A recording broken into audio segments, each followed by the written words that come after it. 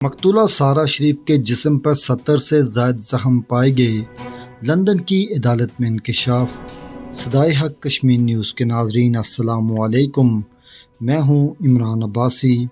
London کی old بیلے عدالت میں سارہ شریف قتل کیس کی سماعت کے تیسرے دن عدالت کو بتایا گیا ہے کہ باپ سوتیلی ماں اور چچا کے ہاتھوں قتل کی جانے والی 10 سالہ سارہ شریف کے جسم پر 70 سے زائد زخم پائے گئے تھے۔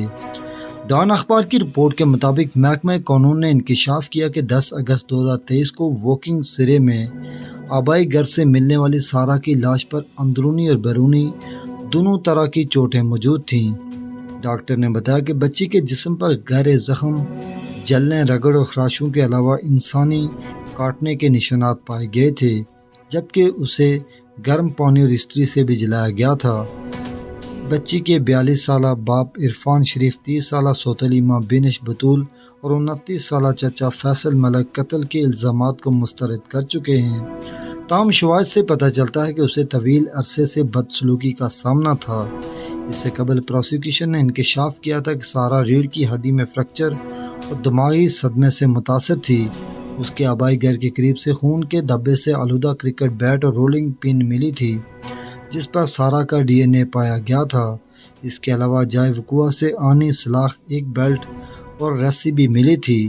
سارہ کی لاش ملنے سے قبل تینوں ملزمان مقتولہ کے 5 بہن بھائیوں کو لے کر پاکستان فرار ہو گئے تھے۔ مقدمے کی سماعت جاری ہے کیونکہ تینوں ملزمان کو ایک بچے کی موت کا سبب بننے یا اس کی اجازت دینے کے الزامات کا بھی سامنا ہے، تاہم ملزمان خود پر عائد کردہ الزامات کو مسترد کر چکے ہیں۔